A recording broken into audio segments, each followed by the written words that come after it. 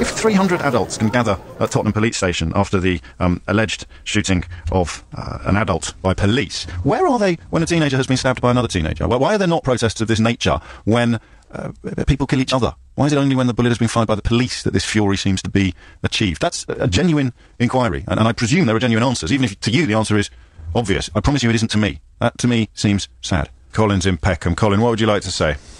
Hello, James.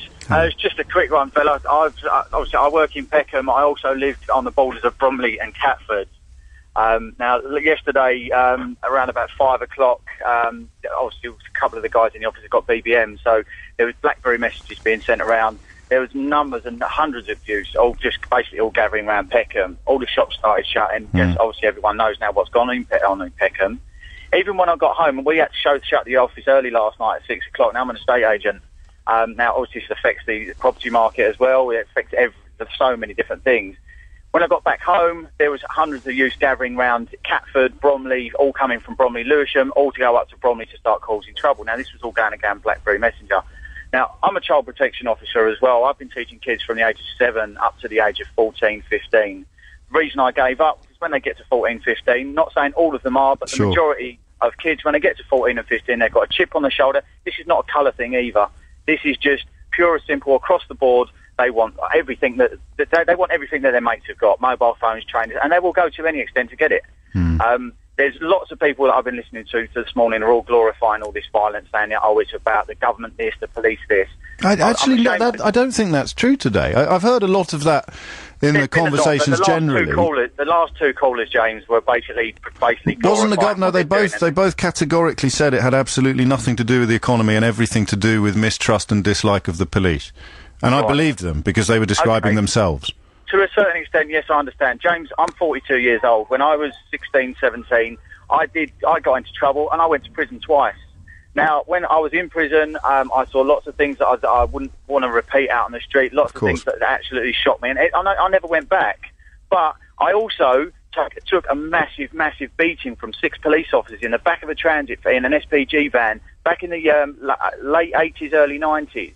Now, at the end of the day, I've got more than enough behind me to say I hate the police, but I don't. End of the day, they're out there to do a job. They've had all their powers taken away. That's horses for courses, isn't it? I mean, you could, if you describe what you've just described to me and said, therefore, I will never trust the police, I will always see them as the enemy, I would be nodding. I would understand why that is. I don't see why, just because you didn't come off that experience, turned against the... were you innocent when this happened? Had you done something... Yeah, I'll tell you what it was. But I don't see why two people, the same thing it happened to, one of them is going to hate the police forever, and you didn't. It doesn't mean either one of you is 100% right and the other fella's wrong. But all them people that feel that they've been persecuted by the police and pulled up, who are the first people they call if they're in trouble? It's the police they call. It's not nobody else. It's not the gang cultures and all that. It's the police that will be calling to help them out if someone's in trouble. I don't think it is. Teenagers knife fights between teenagers. I don't think anyone ever calls the police there.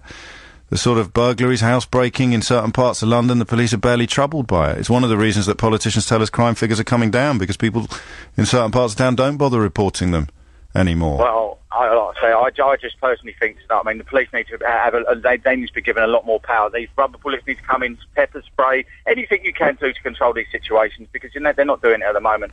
And after the scenes I saw last night, with hundreds of kids just walking along in the middle of the road, just stopping traffic, and if anyone just so much as said anything to them or anything like that, they start attacking the car. Yes. So what is that? It's just ridiculous. This is Colin, why at 10 o'clock this morning we began the programme by saying everybody is a little bit right and probably a bit wrong as well, because there is no such thing as a typical rioter.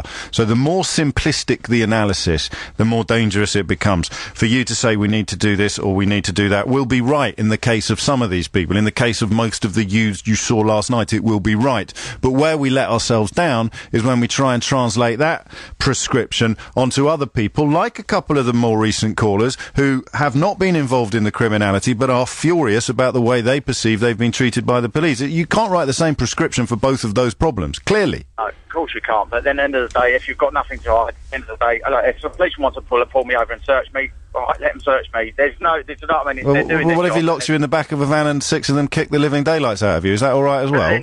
But then that, you've got to have cause to do that. At the end of the day, like I said, I've had that done. Yes, I was aggrieved at the time, but at the end of the day, I've not got a complete hate for the police. It was when I was young, I was naughty, I was doing things wrong. Do you know what I mean? So I deserved to be honest with you, I deserved it. Oh, all right. Well, that's a little bit different to what we've been hearing. We've been hearing from people who don't believe they do deserve to be harassed regularly. The nothing to hide, nothing to fear argument is a persuasive one, but I don't think it works when it's coming from only the outside. And it also doesn't work, and this is, as the pictures are making clear, this is not trouble that's confined by any stretch of the imagination to any single ethnicities. But, no, McPherson report is still fresh in many people's memory. The accusation that the Metropolitan Police was institutionally racist is surely relevant to the behaviour you can expect if you're stopped by them.